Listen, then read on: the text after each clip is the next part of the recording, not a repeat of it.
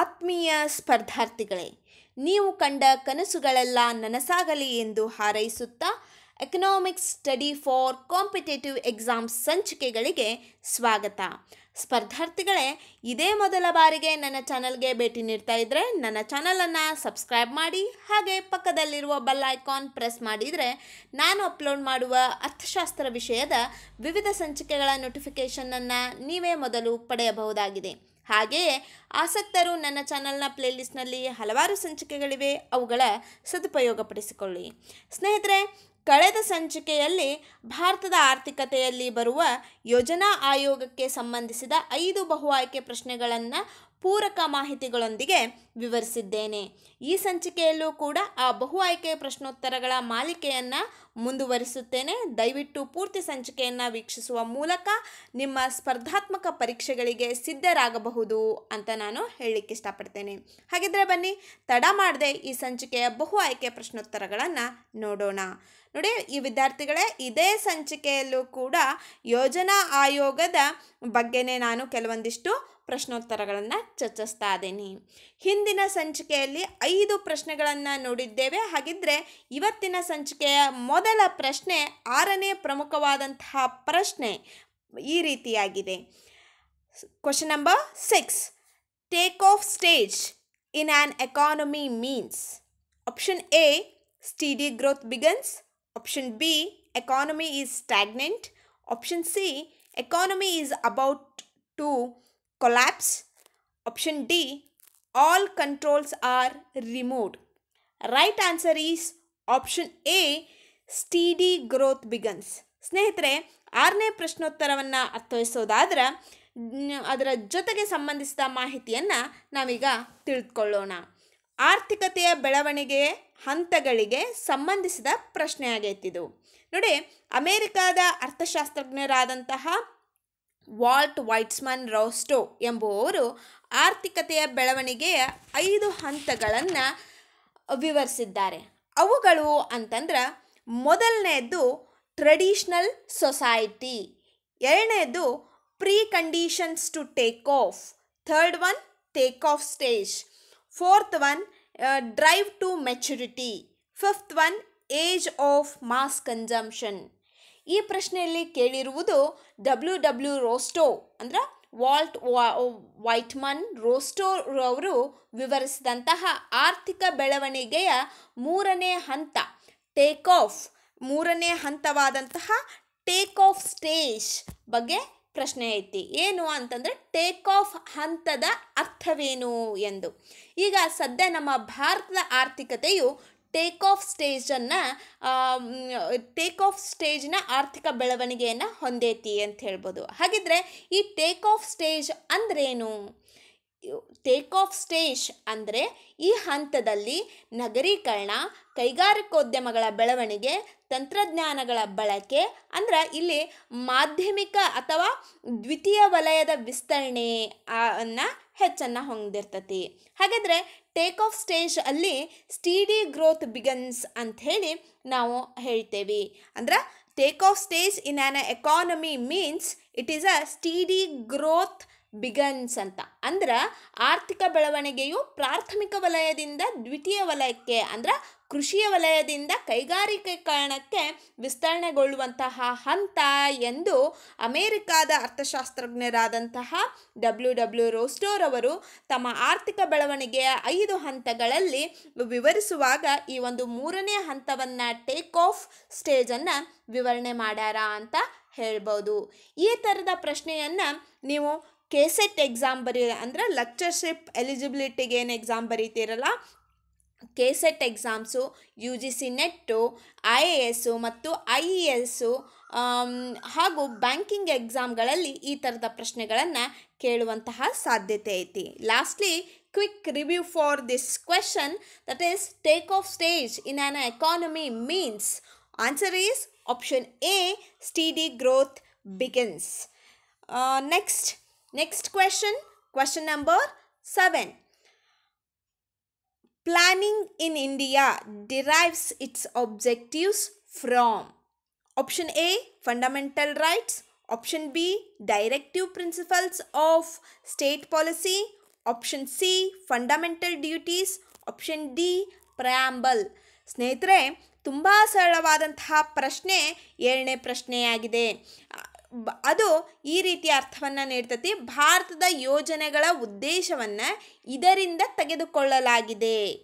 ಸರಿಯಾದಂಥ ಇರುವಂಥ ಆಪ್ಷನ್ಸ್ ಹೇಳಬೇಕಂದ್ರೆ ಆಪ್ಷನ್ ಎ ಮೂಲಭೂತ ಹಕ್ಕುಗಳು, ಆಪ್ಷನ್ ಬಿ ರಾಜನೀತಿ ನಿರ್ದೇಶಕ ತತ್ವಗಳು, ಆಪ್ಷನ್ ಸಿ ಮೂಲಭೂತ ಕರ್ತವ್ಯಗಳು, ಆಪ್ಷನ್ ಡಿ ಪ್ರಸ್ತಾವನೆ ಅಂದ್ರೆ ಸಂವಿಧಾನದ ಪ್ರಸ್ತಾವನೆ.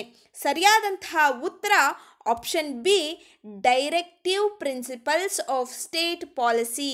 ಶಾರ್ಟ್ ಫಾರ್ಮ್ನಾಗ DPSP ಅಂತ ಹೇಳ್ತೇವೆ. Directive principles of state policy ಅಂತ ಹೇಳ್ತೇವೆ. ಅದನ್ನು ಕನ್ನಡದಲ್ಲಿ ರಾಜ್ಯ ನೀತಿ ನಿರ್ದೇಶಕ ತತ್ವಗಳು ಅಂಥೇಳಿ ಹೇಳ್ತೇವೆ.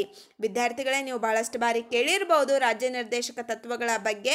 ನಾವು ರಾಜ್ಯಶಾಸ್ತ್ರವನ್ನು ಅಥವಾ ಭಾರತ ಸಂವಿಧಾನವನ್ನು ಓದೋ ಹೊತ್ತಿಗೆ ಕಲ್ತಿರ್ತೇವೆ.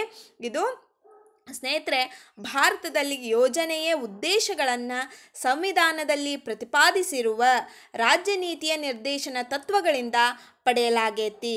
ದೇಶದ ಸಂಪನ್ಮೂಲಗಳನ್ನು ಸಮರ್ಪಕವಾಗಿ ಬಳಸಿಕೊಳ್ಳುವ ಮೂಲಕ ಜನರ ಜೀವನ ಮಟ್ಟದಲ್ಲಿ ತ್ವರಿತ ಏರಿಕೆಯನ್ನು ಹೆಚ್ಚಿಸಲು ಸರ್ಕಾರದ ಘೋಷಿತ ಉದ್ದೇಶಗಳ ಅನುಸಾರವಾಗಿ ಮಾರ್ಚ್ 1950ರಲ್ಲಿ ಭಾರತ ಸರ್ಕಾರದ ನಿರ್ಣಯದಿಂದ ಯೋಜನಾ ಆಯೋಗವನ್ನು ಸ್ಥಾಪಿಸಲಾಯಿತು. ಮತ್ತು ಯೋಜನಾ ಆಯೋಗದ ಉದ್ದೇಶಗಳನ್ನು ರಾಜ್ಯ ನೀತಿ ನಿರ್ದೇಶಕ ತತ್ವಗಳಿಂದ ನಾವು ತೆಗೆದುಕೊಂಡೇವಿ ಅಂಥೇಳಿ ಹೇಳ್ಬೋದು.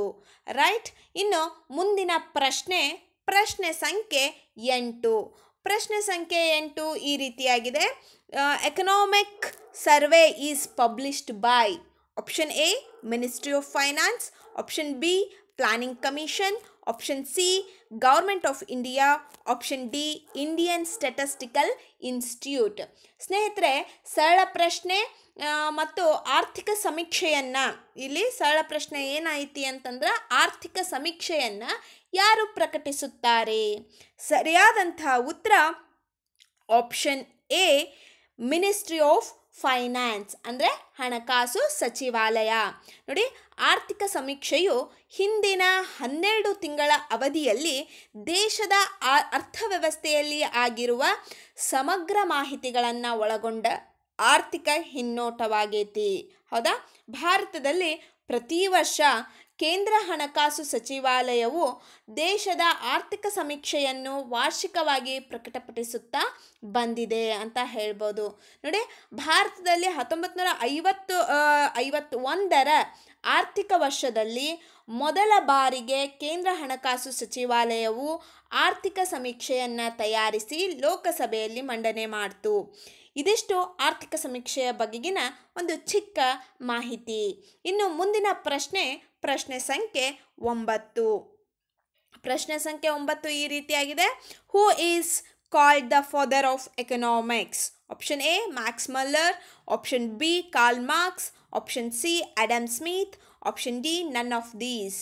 Right answer is option C Adam Smith.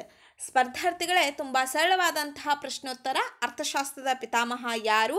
ಸರಿಯಾದಂತಹ ಉತ್ತರ ಆಪ್ಷನ್ ಸಿ ಆಡಮ್ ಸ್ಮಿತ್. ಸ್ನೇಹಿತರೆ, ನಾವು ಅರ್ಥಶಾಸ್ತ್ರದ ವಿಷಯದ ವಿದ್ಯಾರ್ಥಿಗಳಾಗಿ ಆಡಮ್ ಸ್ಮಿತ್ ರವರ ಬಗ್ಗೆ ಸ್ವಲ್ಪ ಮಾಹಿತಿ ತಿಳಿದುಕೊಳ್ಳೋಣ. ಆಡಮ್ ಸ್ಮಿತ್ ರವರು 1723 ಜೂನ್ 5ರಂದು ಸ್ಕಾಟ್ಲ್ಯಾಂಡ್ನಲ್ಲಿ ಜನಿಸಿದರು. ಗ್ಲಾಸ್ಗೋ ವಿಶ್ವವಿದ್ಯಾಲಯದಲ್ಲಿ ತರ್ಕಶಾಸ್ತ್ರದ ಪ್ರಾಧ್ಯಾಪಕರಾಗಿ 1751ರಲ್ಲಿ ನೇಮಕಗೊಂಡರು.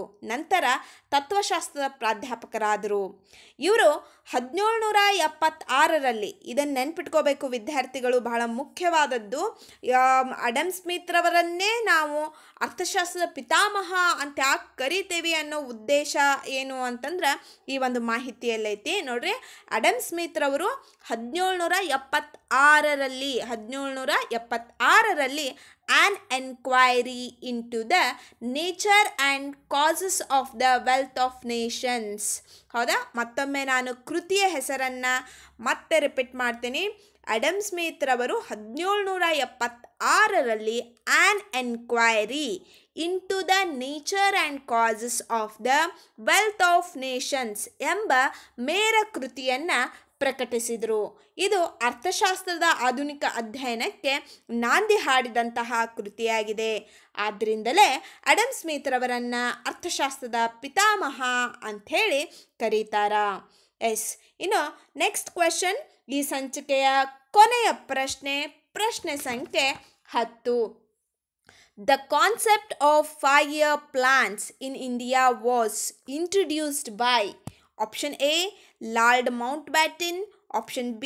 Jawaharlal Nehru, option C. Indira Gandhi, option D. Lal Bahadur Shastri.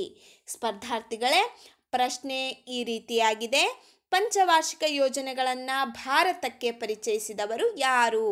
ನಮಗೆಲ್ಲ ತಿಳಿದಂತೆ ಸರಿಯಾದಂತಹ ಉತ್ತರ ಆಪ್ಷನ್ ಬಿ, ಜವಾಹರ್ಲಾಲ್ ನೆಹರು.